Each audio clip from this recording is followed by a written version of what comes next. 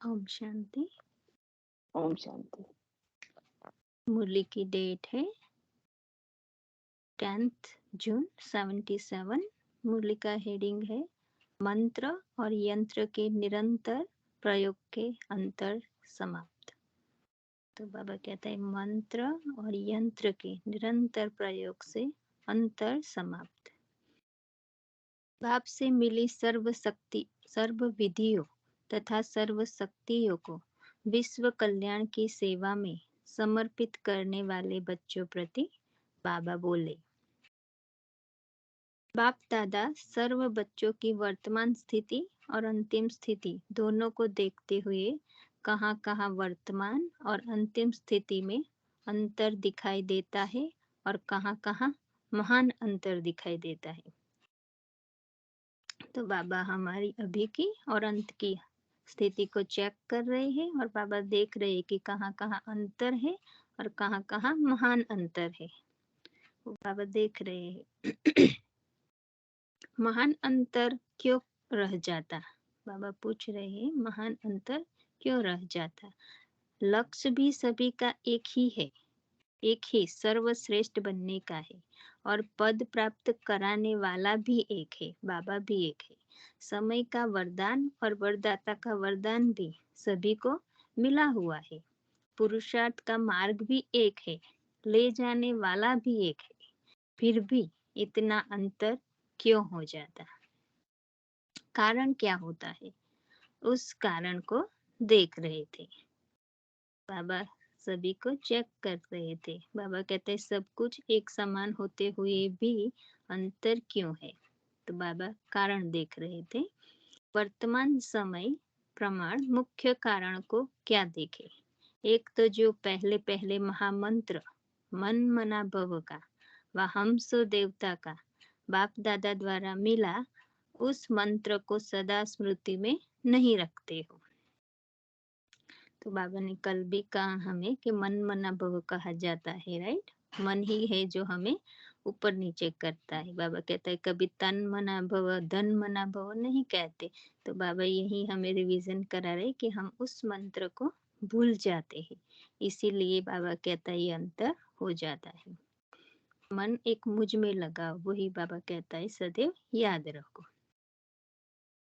भक्ति मार्ग में भी मंत्र को कभी नहीं भूलते। मंत्र बोलना अर्थात गुरु से किनारे होना, यह डर रहता है। लेकिन बच्चे बनने के बाद क्या कर लिया?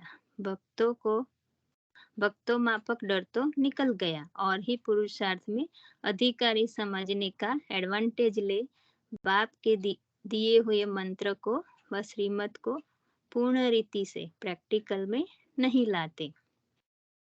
तो बाबा कहते हैं भक्ति मार्ग में तो डर के वश भी मंत्र को याद रखते कि कहीं गुरु का मंत्र भूल जाए, कुछ अनर्थ ना हो जाए। ऐसे डर के मारे बाबा कहते हैं भक्ति में भी मंत्र को कभी नहीं बोलते थे। और अभी बच्चे हो गए तो अधिकारी बनने से बाबा कहता है उसका एडवांटेज ले लेते हो, तो फिर पूर्ण रीति से प्रैक्टिकल में नहीं लाते हो। एक तो मंत्र को भूल जाते, दूसरा माया जीत बनने के जो अनेक प्रकार के मंत्र देते हैं, उन मंत्रों को समय पर कार्य में नहीं लाते। अगर ये दोनों बातें, मंत्र और यंत्र, प्रैक्टिकल जीवन में लिए यंत्र को बुद्धि योग लगाने के लिए व बुद्धि को एकाग्र करने के लिए मंत्र को स्मृति में रखो तो अंतर समाप्त हो जाएगा। तो बाबा ने विधि बताई। बाबा कहता है या तो मंत्र और यंत्र दोनों ही साथ रखो तो फिर ये महान अंतर जो है वो समाप्त हो जाएगा। रोज सुनते और सुनाते हो मन मना भव, लेकिन स्मृति स्वरूप कहाँ तक बने हो? पहला पाठ महामंत्र है, इसी मंत्र की प्रैक्टिकल धारणा से पहला नंबर आ सकते हो। तो पहला पाठ हमारा कौन सा है? स्वयं को आत्मा समझना। तो हम वही प्रैक्टिस कर रहे हैं, भूल जाते हैं। तो बाबा कहते हैं यही धारणा नहीं होती, इसीलिए हम ऊपर नीचे हो जाते। बाकी उसका निरंतर अभ्यास करो, बाबा कहते हैं नंबर 1 आ सकते हो। इसी पहले पाठ के स्मृति स्वरूप की कभी होने की स्मृति स्वरूप की कमी होने के कारण विजयी बनने में भी नंबर कम हो जाते हैं। मंत्र क्यों भूल जाता? क्योंकि बाप दादा ने जो हर समय की स्मृति प्रति डायरेक्शन दिए हैं उनको भूल जाते हो। तो आज भी साकार मूल्य में बाबा ने वही कहा ना कि हर एक सीमत अनुसार कार्य करो, कर्म करो तो कुकर्म नहीं बनेगा, राइट। तो बाबा कहता है यही भी समय प्रमाण जो भी डायरेक्शन मिले है स्मृति समय अनुसार स्मृति रखनी है वो हम भूल जाते हैं।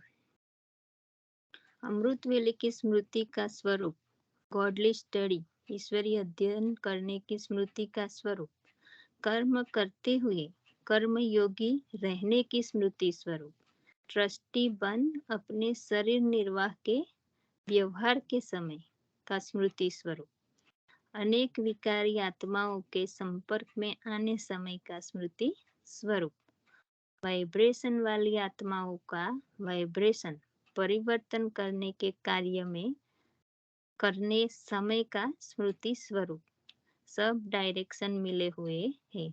तो बाबा यहाँ एक एक कर्म की हमें बताते हैं विधि के। बाबा कहते हैं कौन से समय पे कौन से स्मृति रखनी है, कौन से समय कौन सा स्वमान लेना है, उसी अनुसार हमें व्यवहार में आना है। तो बाबा कहते हैं वो सब भूल जाते हैं।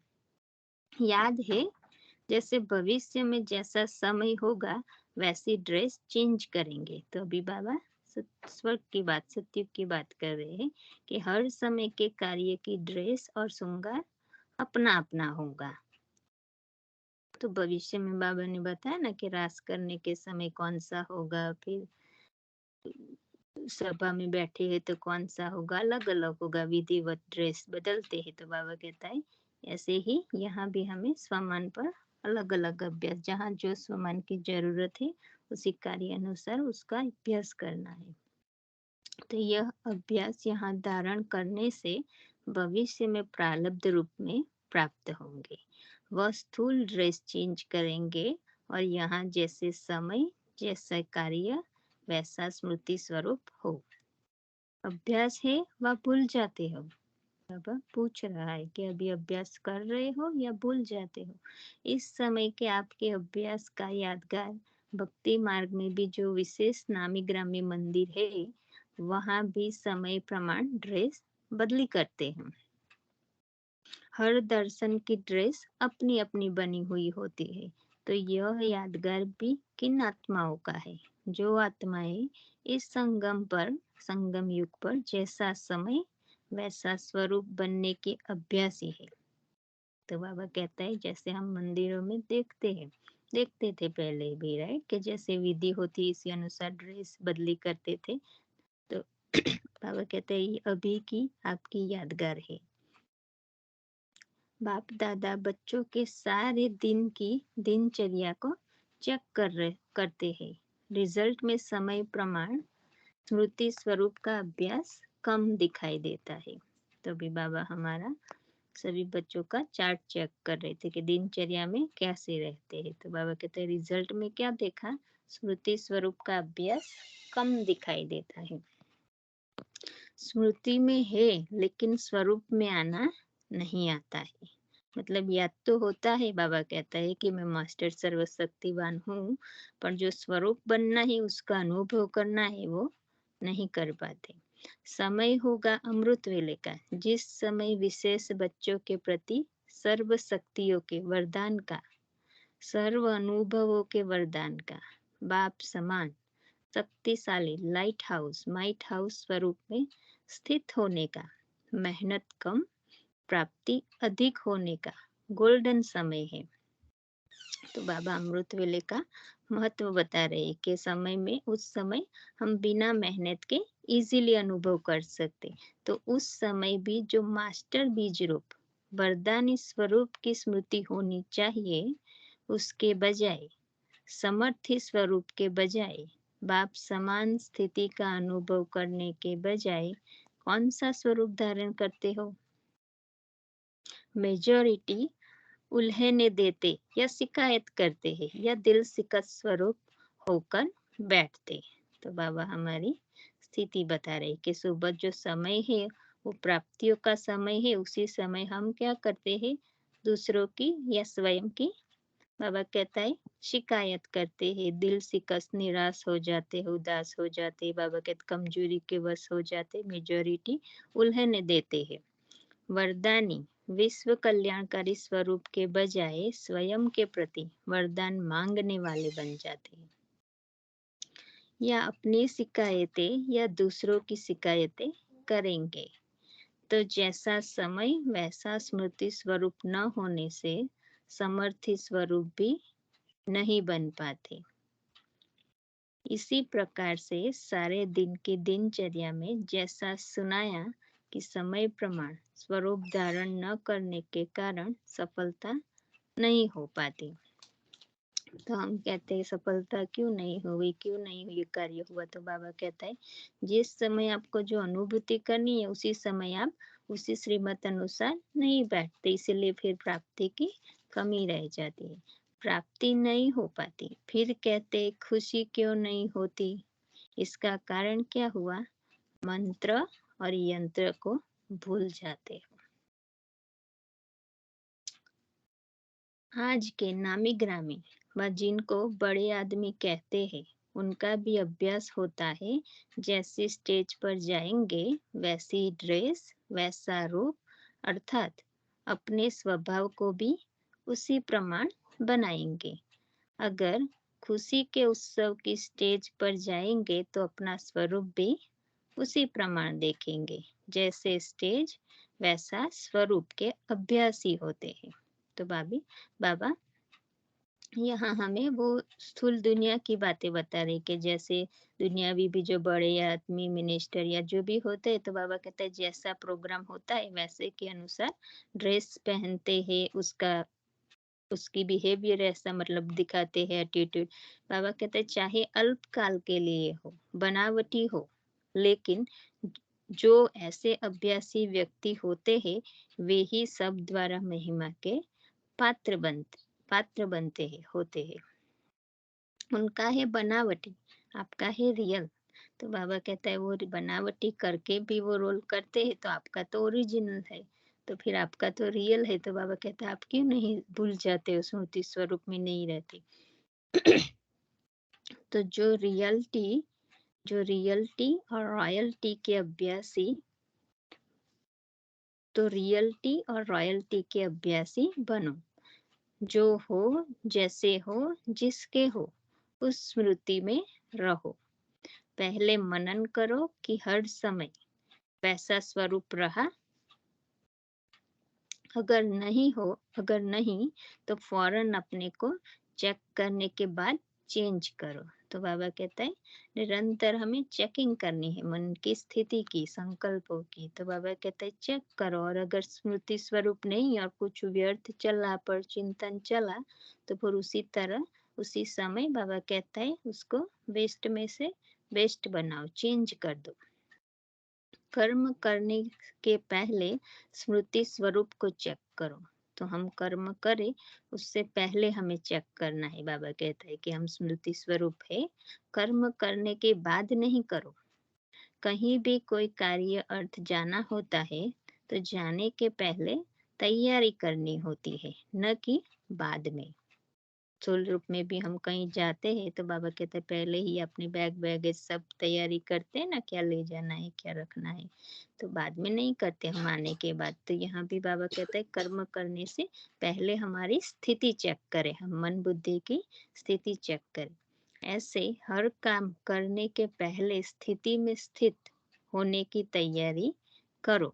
करने के बाद सोचने से कर्म की प्राप्ति के बजाय पश्चाताप होता है। तो बाबा कहता है कि हमें फिर हम सोचेंगे करने के बाद तो पश्चाताप होगा, वो कर्म कुकर्म हो गया होगा, श्रीमत अनुसार नहीं होगा। तो पहले हमें चेक करना है। बाबा कहते हैं पहले स्मृति स्वरूप में स्थित हो फिर कर्म करो। तो द्वापर से प्राप्ति के बजाय प्रार्थना और पश्चाताप किया, लेकिन अब प्राप्ति का समय है। तो हमने पिछले 63 जन्मों में तो बाबा कहता है प्रार्थनाएं की, अज्ञानवश पश्चाताप भी किए, अभी का समय बाबा कहता है संगम युग प्राप्तियों का समय है, तो अभी हमें उस पर ध्यान देना है, अटेंशन देना है, प्राप्ति करनी है। तो प्राप्ति का आधार हुआ जैसा समय वैसा स्मृति स्वरूप। अब समझा, कभी क्या करते हो? अब पूछ रहे, अब समझा कभी क्या करते हो? जानते सब हो, जानने में तो जाननहार हो गए, लेकिन जानने के बाद है चलना और बनना। बाबा कहते पूछेंगे तो कहेंगे कि हम जानते हैं, जानने में तो जानी जाननहार हो गए, लेकिन जानने के बाद है चलना और बनना। अगर कोई भी विस्मृति के बाद किसी को भी नॉलेज दे कि ऐसे नहीं करो व ऐसे नहीं करना चाहिए, तो क्या उत्तर देते? यही कहेंगे कि हम सब जानते हैं, जो आप नहीं जानते। तो हर पॉइंट के जानी जाननहार बन गए हो ना, लेकिन जानी जाननहार कमजोर कैसे होता है? अभी बाबा ने पकड़ा। बाबा क्या पूछते तो कहते सब पता है, तो फिर कमजोर कैसे होता है? जानी जाननहार इतना कमजोर जो समझते भी है न करना चाहिए, फिर भी कर रहे हैं। तो जानने में नंबर 1 ही है, अब चलने में नंबर 1 बनो। समझा? अब क्या करना है? सुनना और स्वरूप बनना। हर एक सप्ताह समय के प्रमाण स्मृति स्वरूप बनने की प्रैक्टिस करना। तो बाबा कहता है हर एक सप्ताह समय प्रमाण मतलब एक एक सप्ताह में ऐसा अभ्यास करें कि जैसा समय वैसे हम स्मृति स्वरूप बने। ये प्रैक्टिस करो, प्रैक्टिकल अनुभूति करना।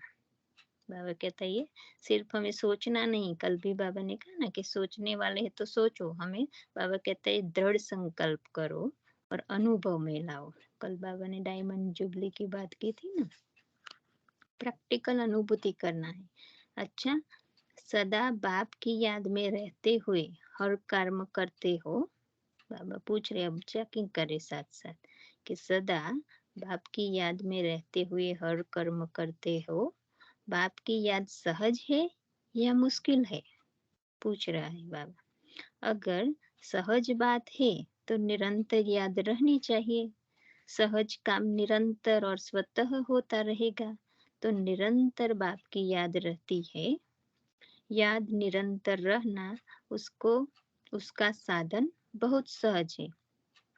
क्यों? बाबा पूछ रहे क्यों? अगर लौकिक रीति से देखा जाए, याद स्वतः सहज किसकी रहती है?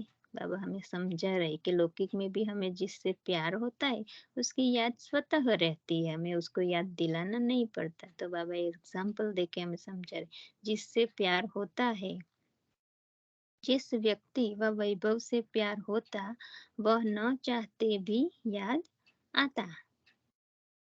देह से प्यार हो गया तो देह का बान भूलता है?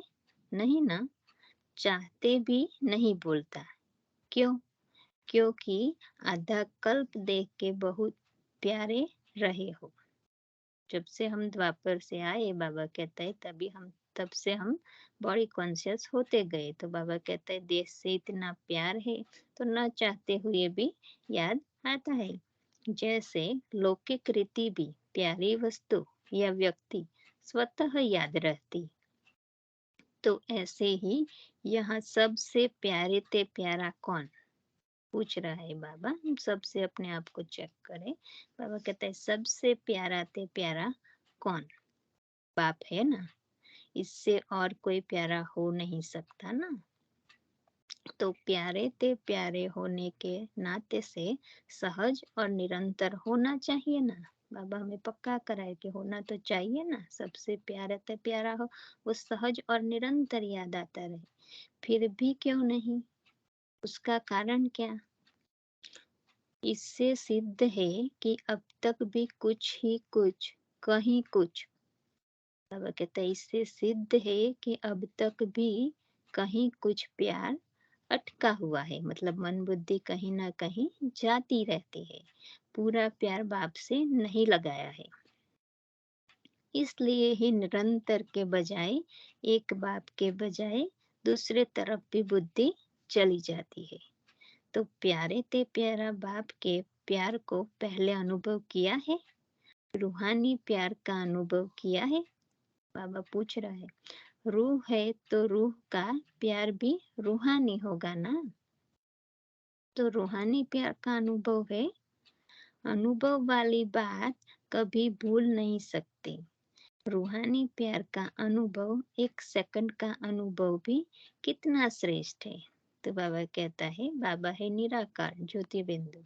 हम अगर आत्मा समझ के याद करते हैं तो बाबा कहता है वो है रूह का रूह से मिलन प्यार। तो बाबा कहता है रूहानी प्यार का अगर अनुभव किया तो फिर वो कभी भूल नहीं सकता। वो बार बार हमें खींचेगा उस तरफ, अट्रैक्ट होगा। पर वो प्यार अनुभव कब होगा?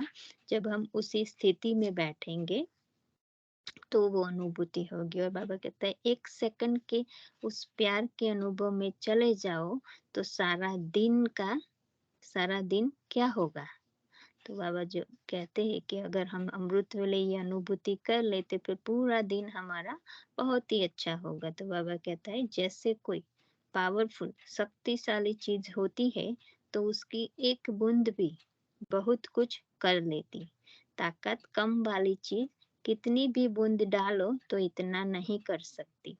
तो रूहानी प्यार की एक घड़ी भी बहुत शक्ति देती।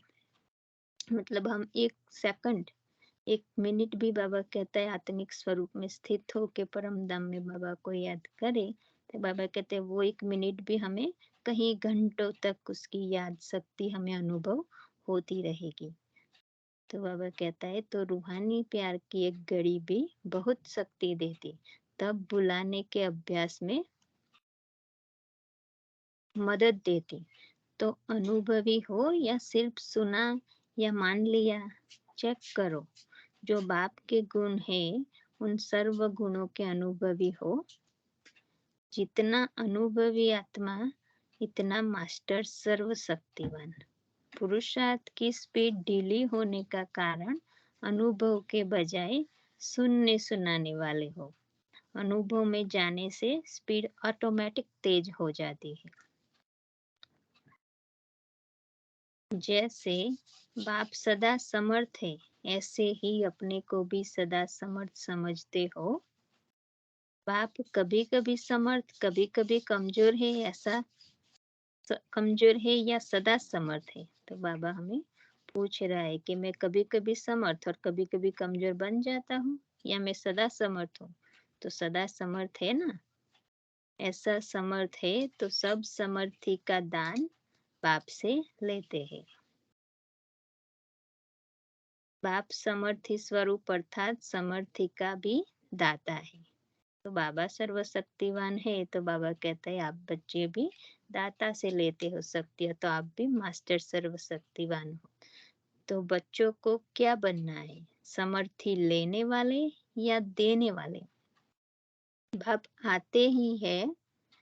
आते ही सर्व अधिकारी बना देते। तो बाबा जब से आए परमधाम से बाबा कहते जैसे ही मेरे बने तो आप सर्व खजाने सर्व प्राप्तियों के बाबा कहते अधिकारी में आते ही आपको बना देता हूँ। मतलब बाबा की जो सर्व शक्तियाँ है बाबा कहता है मैं आते ही आपको दे देता हूँ, अधिकारी बना देता हूँ वर्षे का। जब आने से ही सब दे देते तो मांगने की क्या आवश्यकता। बाबा ने हमें सब कुछ समझा दिया, बता दिया कैसे लेना है, विधि सिखा दी। तो बाबा कहते फिर भी मांगने की क्या आवश्यकता। बिन मांगे मिल जाए तो मांगने की जरूरत ही क्या। मांगने से खुशी नहीं होती। जिनमें ज्ञान नहीं वे मांगते हैं शक्ति दो, मदद दो। मदद मिलने का रास्ता हिम्मत। अभी बाबा हमें विधि बता रहे कि कैसे लेना है। तो बाबा कहते हैं मदद मांगना नहीं है लेकिन मदद मिलने का रास्ता है हिम्मत। हिम्मत बच्चे, मदद बाप। मांगने से मदद देने वाला बाप नहीं। तो बाबा कहते मांगेंगे तो नहीं मिलेगा। बाबा कहते मांगना नहीं, हिम्मत रखो तो मदद लाख गुना मिलेगी। एक करना और लाख पाना, इस हिसाब को जानते हो ना। बाबा हमें पूछ रहे कि हमें एक संकल्प ही करना है हिम्मत का, दृढ़ संकल्प। और फिर बाबा कहते हैं लाख गुना मदद बाप की मिलती ही है, ये हिसाब है, याद रहता है ना सदा। तो हिम्मत कभी नहीं छोड़नी चाहिए। हिम्मत को छोड़ा अर्थात प्रॉपर्टी को छोड़ा, प्रॉपर्टी को छोड़ा अर्थात बाप को छोड़ा। तो भगवान बाबा कहता है हमें कि मैंने आपको सर्व अधिकार दे दिए हैं, सफलता मूर्त का वरदान दे दिया है। तो बाबा कहते हैं आप हिम्मत रखो, हिम्मत का एक कदम बढ़ाओ, दृढ़ संकल्प, तो फिर बाबा की लाखों गुना मदद ही है। तो बाबा कहते अगर हमने हिम्मत छोड़ दी मतलब हमने जो प्रॉपर्टी बाबा ने दी है सर्व खजाने, उसको हमने छोड़ दिया, और खजाने को छोड़ दिया माना बाप को छोड़ दिया। क्या भी हो जाए, कैसी भी परिस्थिति आ जाए, हिम्मत नहीं छोड़नी चाहिए। हिम्मत छोड़ी तो श्वास छोड़ी, मतलब बाबा कहते हैं प्रैक्टिकल में भी हिम्मत हमने गवा दी मतलब हमने जैसे दम तोड़ दिया, श्वास छोड़ दी। हिम्मत ही इस मर्जी व जीवन का श्वास है। श्वास ही चला जाए तो क्या रह गया, हिम्मत है तो मूर्छित से सुरजित हो जाएंगे।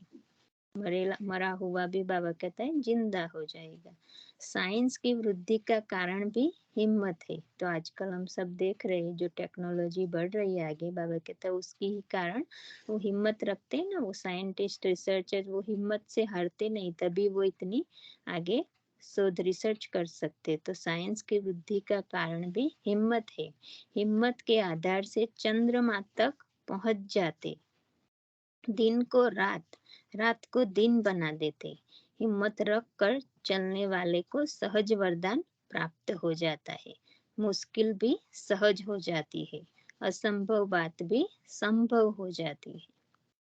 सभी देखते हैं ब्रह्मा कुमारियां क्या कहती है और क्या करती है, इसलिए जो कहते हो वो करने वाले बनो।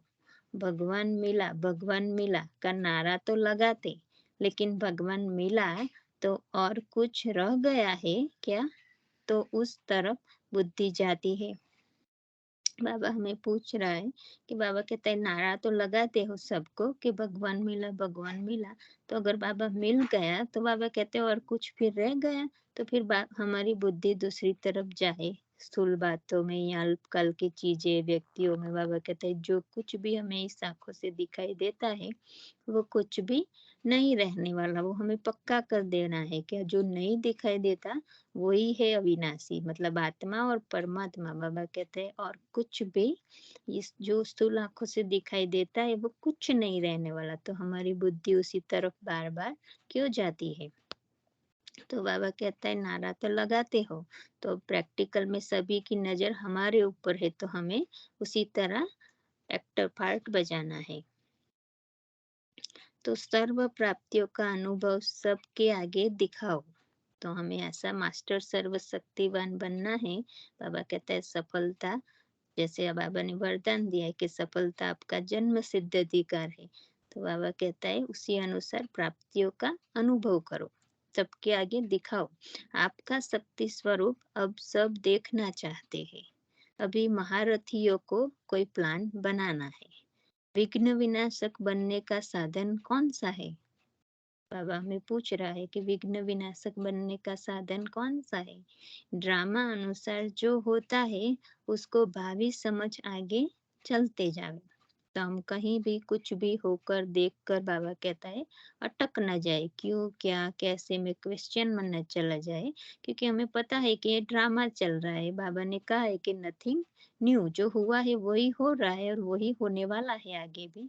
तो बाबा कहते हैं उसमें आपको कभी आश्चर्य या क्वेश्चन नहीं उठना चाहिए। तो उसी अनुसार हम चलेंगे तो बाबा कहता है फिर आप आगे चलते जाएंगे, रुकेंगे नहीं। आत्माओं का जो कल्याण होता है तो रहम दिल के नाते क्या होना चाहिए जिससे उन आत्माओं का कल्याण न हो। बाबा हमें पूछ रहा है, अभी भी हम देख रहे हैं। तो बाबा कहता है कहीं भी कुछ होता है तो हमारा काम क्या है, कि हमारा काम है उन आत्माओं प्रति रहम दिल रखते, जो भी उसको आवश्यकता है वो बाबा से कंबाइंड होके हमें वाइब्रेशन देना है। हमें क्यों क्या कैसे वैसे में नहीं जाना है, क्योंकि ये होना ही है और होना ही ये पक्का है। भगवान ने कहा है नथिंग न्यू, इसी तरह हमें आगे बढ़ते रहना है। इसकी कोई न कोई युक्ति रचनी चाहिए। वातावरण भी पावरफुल बनाने के लिए अब कोई प्लान चाहिए। अभी यह एक लहर चल रही है, एक जनरल विघ्न, दूसरा जिसमें अनेक आत्माओं का अकल्याण है। एक है जनरल विघ्न, बाबा कहता है, दूसरा जिसमें अनेक आत्माओं का अकल्याण है। आजकल जो लहर है, कई आत्माएं अपने आप ही अकल्याण के निमित्त बनी है। तो हम सब देख रहे हैं अभी, राइट। बाबा कहता है, कभी कभी बाबा कहता है कि अपना ही म, विनाश करते हैं ये लोग, जो बाबा यादव बताते हैं। तो मतलब बाबा कहता है कि कल्याण में भी हमें देखना है कि ये कल्याण है, हमें शुभ भावना रख के वाइब्रेशन फैलाने हैं।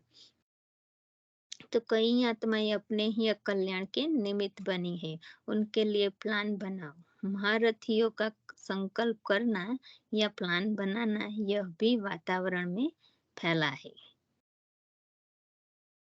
वातावरण को चेंज करना है। आजकल इस बात की आवश्यकता है। जो विघ्न विनाशक नाम है, वह अपने संकल्प, वाणी, कर्म में दिखाई दे। तो बाबा हमें सिखा रहे हैं। बाबा कहता है, जो आपको टाइटल मिला है विघ्न विनाशक का, वो हमें इसी स्थिति में रहना है। मतलब आत्मिक स्वरूप में वो स्वमान में रहेंगे बाबा से कंबाइंड, तो हमें कुछ नहीं करना है, वो अपने आप ही होता रहेगा, बाबा करता रहेगा। हमें कुछ नहीं, हमें सिर्फ हमारे स्थिति में स्थित होना है बाबा से कंबाइंड होके। तो वाणी से, संकल्प से, कर्म से अपने आप होता रहेगा। जैसे आग बुझाने वाले होते हैं, वह आग लगी है तो आग बुझाने सिवाय रह नहीं सकते। जैसे फायर ब्रिगेड वाले होते हैं, या हम देखते हैं कि कहीं भी आग लगी होती है, तो वो कैसे भी करके उसका लक्ष्य क्या होता है कि आग को जल्द से जल्द बुझाना है। कैसा भी मुश्किल काम है, प्लान बनाकर आग को बुझाते हैं। आप भी विघ्न विनाशक हो। वातावरण कैसे समाप्त हो, संकल्प रचेंगे तभी वायुमंडल बदलेगा। हल्का मत करो, यह तो शुरू से ही चलता आया है। ये विघ्न तो पड़ते हैं, जाड़ को तो जड़ना ही है।